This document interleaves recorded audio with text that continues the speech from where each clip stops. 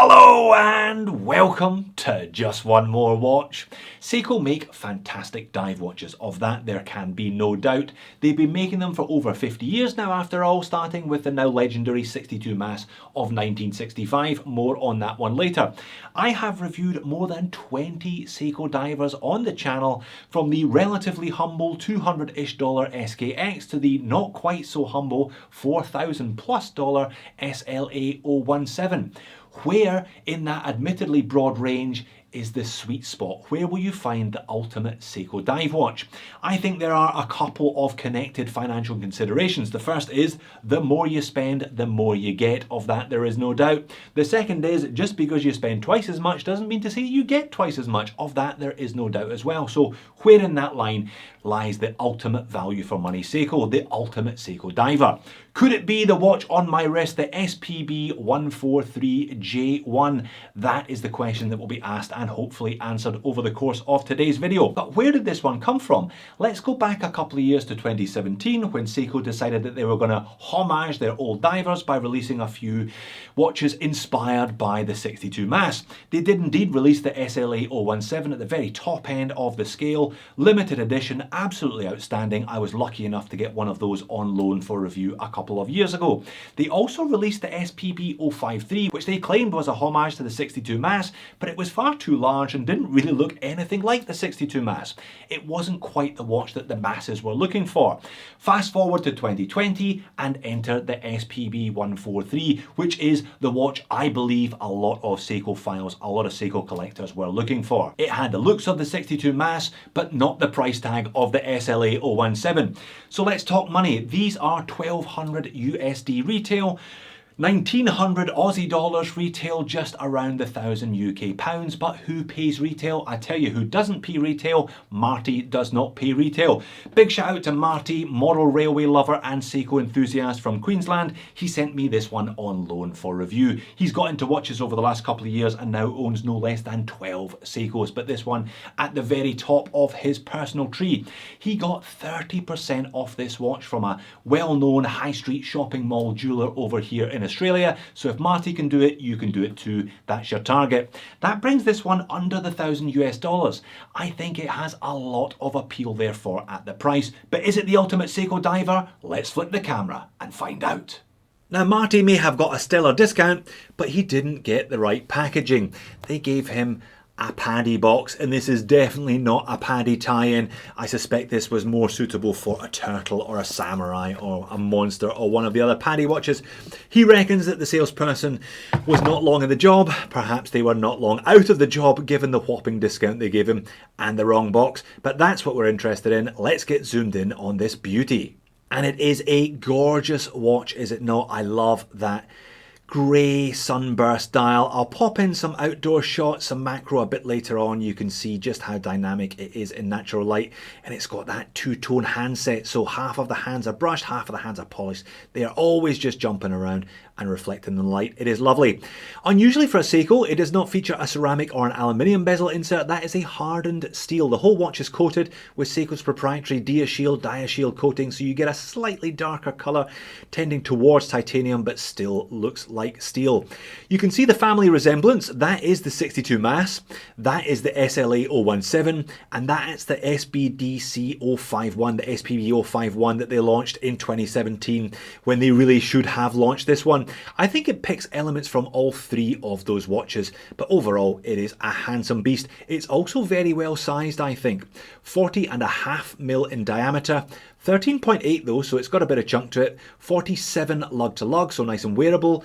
20mm lug width, tapering down to just under 18, back up to 19.5 at the clasp. Sized for me, I guess I could take one more link out of this. As you can see, I've got it on the smallest of the 4 micro adjust here.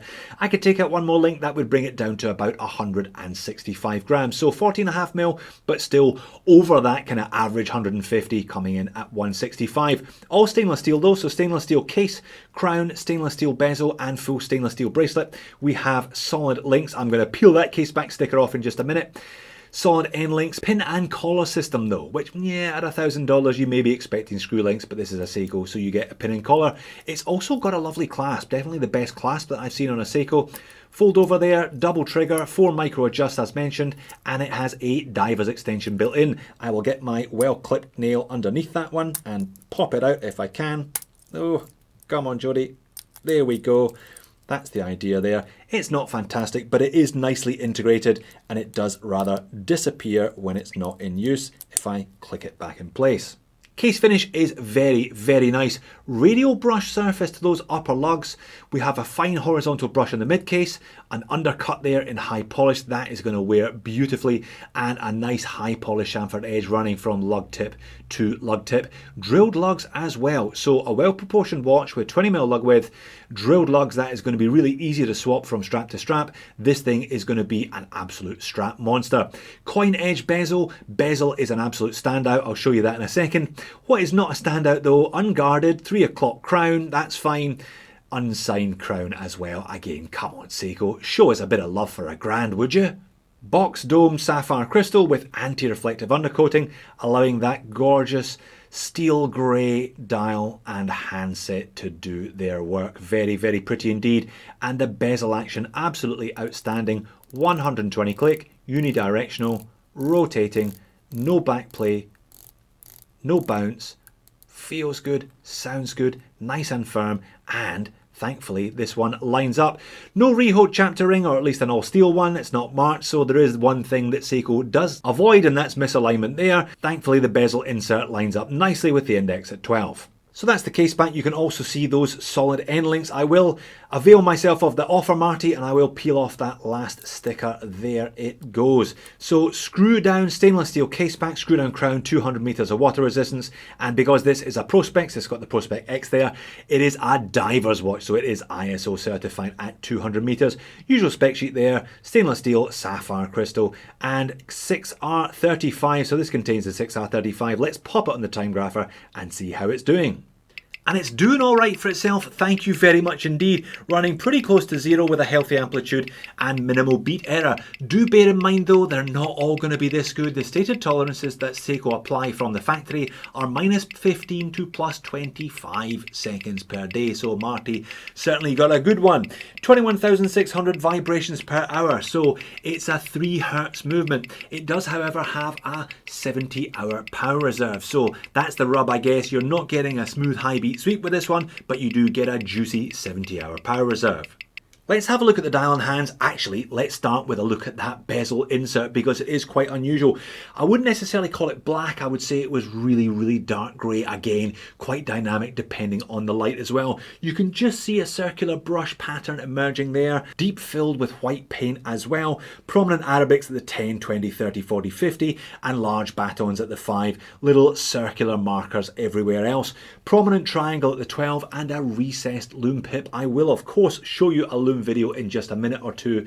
The Lume is Lume Bright. It's pretty good as you would expect from Seiko, especially at this price. Dial and handset though, very, very nice. I love that dynamic grey sunburst, as I said. Seiko brand name just printed on, as is the Prospex X below the pinion, automatic and divers 200 meters, designating once again that this is an ISO certified watch. Applied indices, there's a large segmented, almost square shaped marker at the 12 o'clock.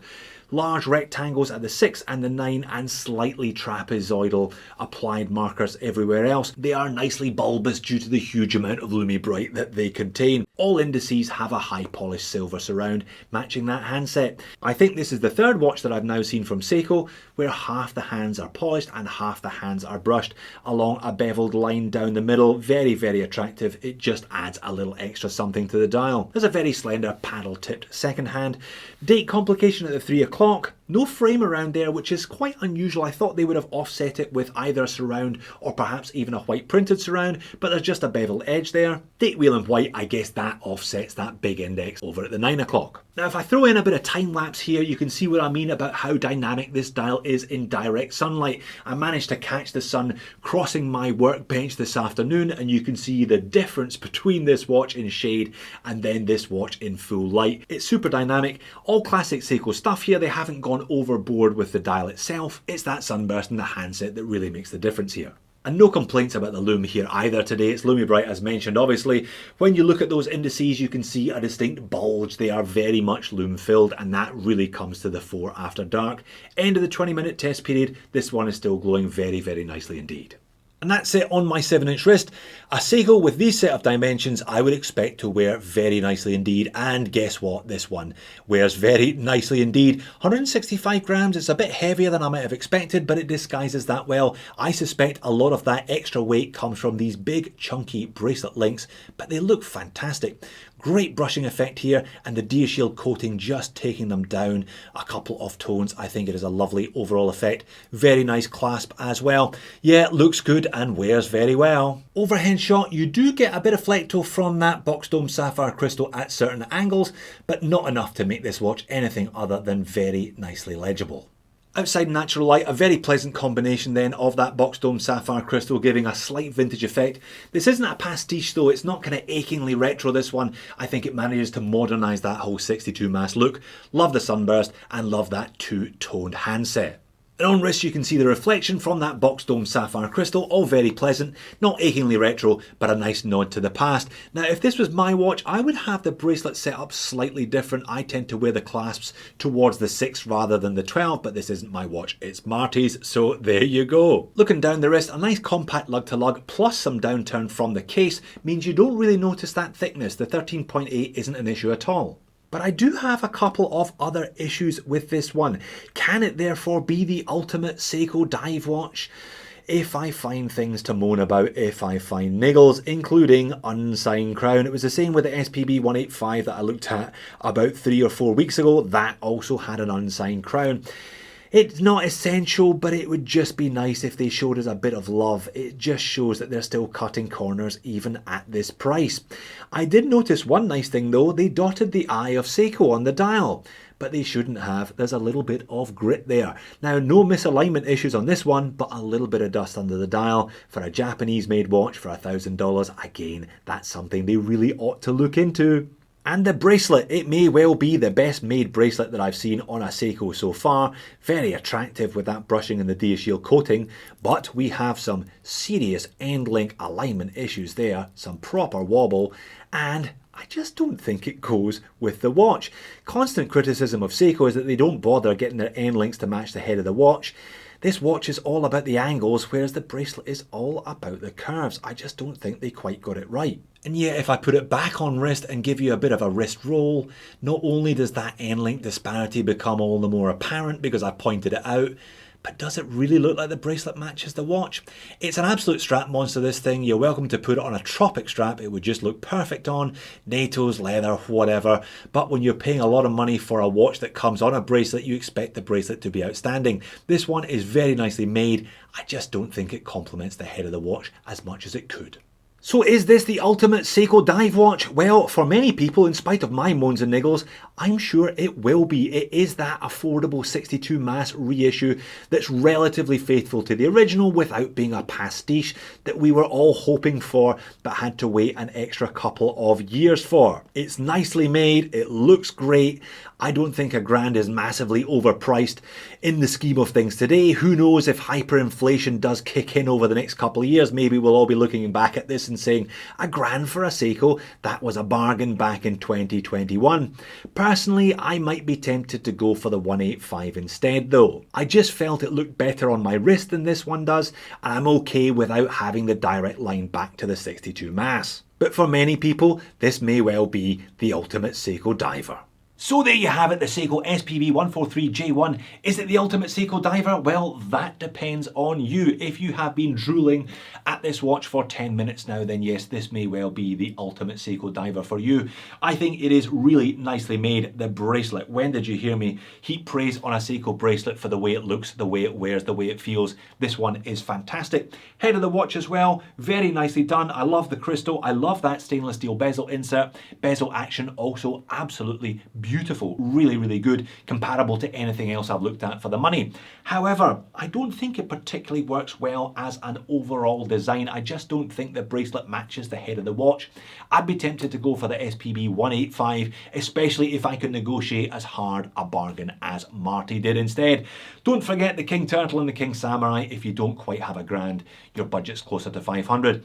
Thanks again, Marty. Thanks again for watching. I will see you in a future video.